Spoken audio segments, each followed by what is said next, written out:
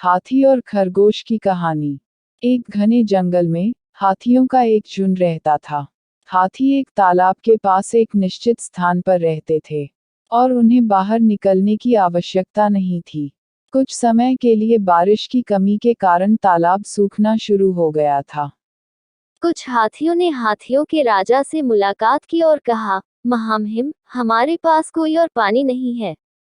हमारे छोटे बच्चे मौत के कगार पर हैं। हमें कोई और जगह ढूंढनी चाहिए जहां पर भरपूर पानी हो। थोड़ी देर सोचने के बाद हाथी राजा ने कहा, मुझे याद है कि एक जगह बहुत बड़ी झील है। वह जगह अभी भी पानी से भरी हुई है। चलो हम वहां चलते हैं। अगली सुबह उन्होंने चलना शुरू कर दिया। 5 दिन और 5 रात यात्रा करने के बाद हाथी अंततः उस जगह पहुंच गए। वास्तव में एक बड़ी झील थी जो पानी से भरी थी। झील के चारों तरफ नर्म पृथ्वी में असंख्य छेद थे जिसमें खरगोश का एक समूह जीवित था। जब हाथियों ने झील में इतने पानी को देखा तो वे खुश हो गए और दुनिया की परवाह किए बिना पानी में कूदना शुरू कर दिया था। अचानक इस हंगामा के कारण कई छिद्र नष्ट हो गए। कई खरगोश हाथियों के नीचे रौंद गए थे जबकि कई मर गए। कई अन्य गंभीर रूप से घायल हुए थे। लेकिन खरगोश इस दुख को रोकने के लिए कुछ नहीं कर सकते थे। सिर्फ जो भाग गए वे खुद को बचा सके। जब शाम को हाथी चले गए तो जो खरगोश भाग गए थे वह वापस लौट आए। वे डेक में इकट्ठे हुए और एक दूसरे से मिलकर बात करने लगे। हे प्रिय, हर जगह पानी की कमी होने के कारण हाथी यहाँ हर दिन आएंगे। हमें कुछ सोचना चाहिए, नहीं तो कल हम में से और अधिक कुचल जाएंगे। हम शक्तिशाली हाथियों के खिलाफ क्या कर सकते हैं? जीवित रहने के लिए हमें इस जगह को छोड़ देना चाहिए। उद्धरण चिन्ह। उनमें से एक खरगोश असहमत था। उसने कहा, दोस्तों, यह हमारा पुश्तैनी घर है। यदि हम हाथियों को डरा सकते हैं तो वे वापस नहीं आएंगे। मैं उन्हें डराने का एक तरीका सोच सकता हूँ।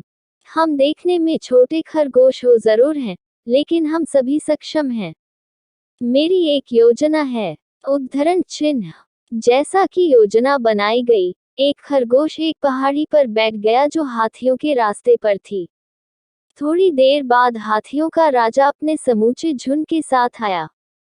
खरगोश चिल्लाते हुए बोला, तुम दुष्ट हाथी, मैं तुम्हें झील में प्रवेश करने से रोकता हूँ। यह झील चांद देवता का है। हाथी का राजा अचंभित था, लेकिन उसको किसी भी भगवान पर क्रोध करने की हिम्मत नहीं थी। उसने पूछा कि उसके लिए क्या संदेश था। खरगोश ने कहा, मैं चंद्रमा देवता का दूत हूँ। उसने मुझे आपको सूचित करने के लिए भेजा है कि वह आपको अपने झील में प्रवेश करने से रोक रहे हैं। कल आपकी यात्रा के कारण कई खरगोशों को कुचल दिया गया। भगवान आपके साथ बहुत गुस्सा है। यदि आप जीवित रहना चाहते हैं तो आपको झील में फिर से प्रवेश नहीं करना चाहिए। उद्धरण चिन्ह। हाथी राजा कुछ समय के लिए चुप रहा और फिर कहा, यदि ऐसा है तो मुझे बताओ कि तुम्हारा चंद्रमा कहाँ है, और मैं अपने झुंड के साथ दूर चला जाऊंगा और हम उसकी माफी मांगेंगे। यहाँ पहले से ही शाम हो चुकी थी, इसलिए खरगोश ने कहा, चंद्रमा भगवान कल ही मरे हुए खरगोश के परिवारों को सांत्वना देने के लिए झील में उतर आए हैं। यदि आप उससे मिलना चाहते हैं तो मेरे साथ आओ। चतुर खरगोश हाथी को राजा को झील के किनारे पर ले गया, जहां से पानी में चंद्रमा का प्रतिबिंब देखा जा सकता था। उन्होंने कहा, आज वह बहुत परेशान है, कृपया आप चुपचाप सर झुकाएं और छोड़ दें। आपको उनका ध्यान भंग नहीं करना चाहिए, अन्यथा वह क्रोधित हो जाएंगे। हाथी का राजा पानी में चांद को देखकर आश्चर्यचकित था।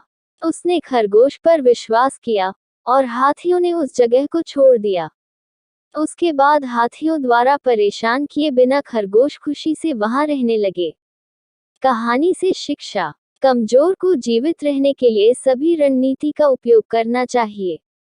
चाहे छोटा जानवर क्यों ना हो, वह अपने चतुराई से बड़े जानवर को भी हरा सकते हैं।